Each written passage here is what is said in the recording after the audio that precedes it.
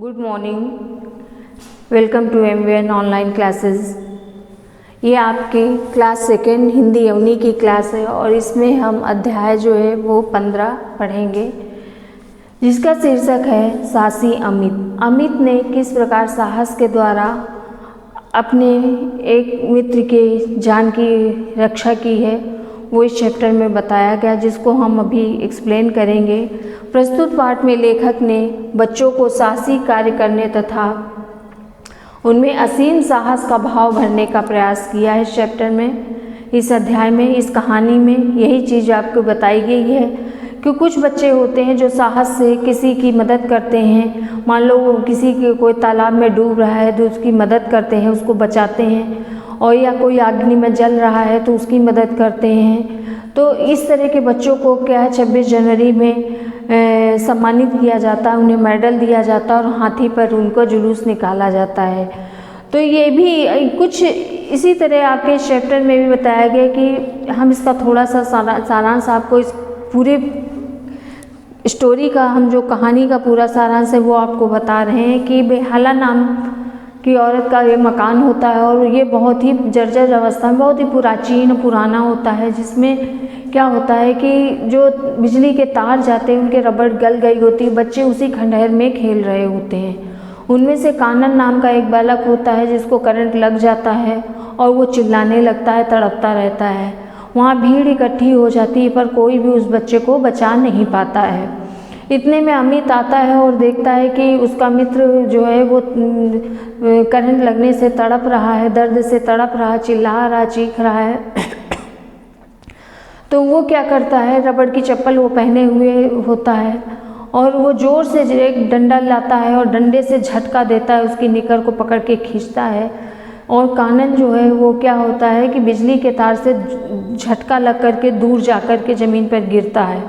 इससे वो बिजली के तार से छूट जाता है। कानन का पूरा शरीर जो है वो काला पड़ जाता है और उसको डॉक्टर के यहाँ ले जाया जाता है। कुछ दिन के इलाज के बाद कानन एकदम स्वस्थ हो जाता है और अमित को राष्ट्रपति के पुरस्कार द्वारा, राष्ट्रपति द्वारा उसे सम्मानित किया जाता है कि उसने बहुत ही धैर्य और साहस से काम लिया और बुद्धि का इस्तेमाल किया। तो बच्चों, ये हम आपको पहले भी तोते और गौरैया और तोते की कहानी बता चुके, किस प्रकार उसने अपना बदला लिया, लेकिन इसमें बदला नहीं लेना है, एक मित्र की मदद करनी है और किस प्रकार से अमित ने अपने दोस्त की मदद की। बच्चों, ये चैप्टर आपकी स्क्रीन पे चलेगा और वॉइस मेरी रहेगी, इसको हम पढ़ेंगे। आप बुक रीडिंग प्रतिदिन करिएगा और शब्दार्थ प्रश्न उत्तर आपको कॉपी में करने हैं और एक्सरसाइज आपको बुक में फिल करके उसी से पढ़ना है। लेकिन ध्यान रहे कि जो भी आप काम करते हैं अलग अलग चैप्टर नाम डाल करके, डेट डाल करके, जैसे स्कूल में आपको कराया जाता था क्लास में, वैसे ही काम को करिए, जिससे कॉपी चेक करने में भी आसानी रहे और कोई आपको भी याद करने में परेशानी ना आए।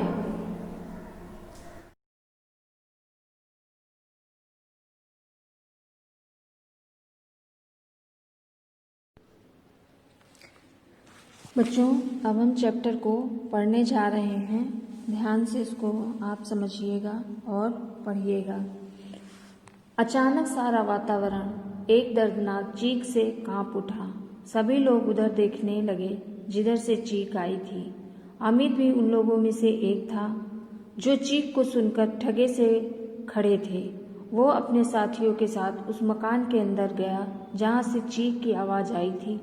वहाँ का दृश्य देखकर उसके रोंगटे खड़े हो गए।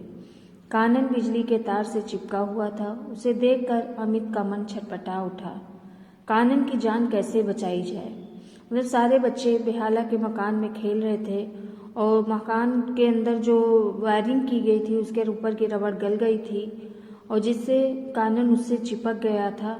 अमित भी वहीं पर उन लड़कों के साथ ही खेल रहा था और जब उसने देखा कि कानन बिजली के तार से चिपका हुआ है तो वो उसका मन छटपटा उठा। वो इस विचार करने लगा कि कैसे उसकी जान बचाई जाए।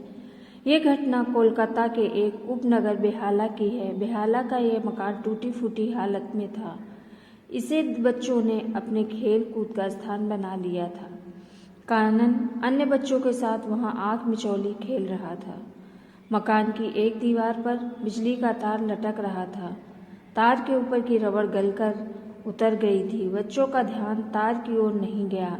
खेल समाप्त होने पर धीरे धीरे सभी बच्चे चले गए थे।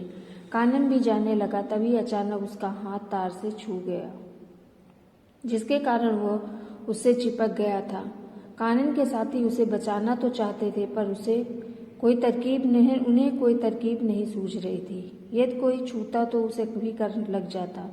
अमित को एक उपाय सूझा। उसने पढ़ा था कि यदि कोई बिजली के करंट से चिपक जाए तो उसे लकड़ी के द्वारा या रबड़ के जूते पहनकर उससे अलग किया जा सकता है।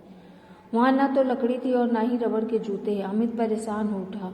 वो जानता था कि यदि उसने कानन को ऐसे ही छू लिया तो उसके हाथ भी चिपक जाएगा। उसने अपने मन में कानन को बचाने का निश्चय किया। अमित ने कानन को छुए बिना उसका निकर पकड़कर जोर से झटका दिया। झटका लगते ही कानन बिजली के तार से अलग होकर जमीन पर आ गिरा। कानन का शरीर काला पड़ गया था। उसकी सांस भी बहुत धीमी चल रही थी। उसे तुरंत अस्पताल पहुंचाया गया। कुछ दिन के इलाज के बाद कानन ठीक हो गया। अमित के साहस और सूझबूझ की इस घटना की कहानी दूर दूर तक फैल गई। जब अमित से पूछा गया, अपने प्राण संकट में डालते हुए तुम्हें भय नहीं लगा था? अमित ने उत्तर दिया, किसी को संकट में देखकर उसकी सहायता करना हमारा कर्तव्य है। यह मैं कैसे देख सकता था कि मेरी आंखों के सामने मेरा मित्र तड़प तड़प कर मर जाए और मैं उसे बचाने के लिए कुछ न करूं। अमित का कहना सच था। मुसीबत में पड़े व्यक्ति की हमें अवश्य सहायता करनी चाहिए। अमित का पूरा नाम अमित बनर्जी है। उसे साहस और सूझबूझ के लिए भारत के राष्ट्रपति द्वारा राष्ट्रपति पुरस्कार से सम्मानित किया गया था। तो बच्चों, ये आपका चैप्टर था कि अमित ने किस प्रकार से अपने मित्र कानन की जान बचाई और उसने बुद्धि और विवेक का जो है वो ज्ञान अपने बुद्धि विवेक से किस तरह से कानन की रक्षा की, जान की रक्षा की है। तो बच्चों, हमें इस पाठ से यही शिक्षा मिलती है कि तुम्हें भी अमित की तरह साहसी और सूझबूझ वाला बालक